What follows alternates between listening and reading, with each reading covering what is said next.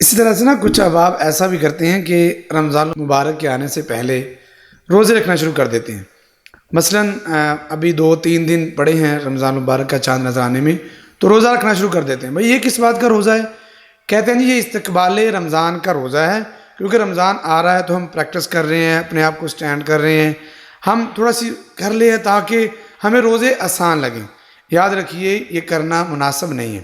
رسول اللہ صلی اللہ علیہ وسلم نے فرمایا، سنن ابی داود میں حدیث نمبر 2335 ہے، آپ نے فرمایا کہ کوئی شخص رمضان المبارک سے پہلے 2 دن یا 1 دن روزہ نہ رکھے۔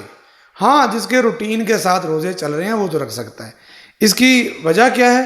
کیونکہ آپ نے فرمایا، منع فرما دیا، ایک تو بات یہ ہے۔ دوسری بات یہ ہے، ایک بندہ پورے رمضان کے روزے رکھے گا اور رمضان سے قبل بھی 2 روزے رکھ رہا ہے تو یہ اسے زیادہ کمزور کر دینے والی چیز ہے۔ آپ نصف شعبان سے پہلے جتنے روزے رکھنا چاہتے ہیں روزے رکھ لیں، لیکن اس کے بعد نفلی روزے نہ رکھیے۔ جو جمعرات کا اور سوموار کا روزہ آلریڈی آپ رکھنا چاہتے ہیں اور رکھ رہے ہیں، تو اگر وہ کوئی ایسا دن آ جاتا ہے تو اس میں تو آپ رکھ سکتے ہیں۔ ادروائز اسپیشلی استقبال رمضان کے روزے رکھنا یہ رسول اللہ صلی اللہ علیہ وسلم نے منع فرمایا ہے۔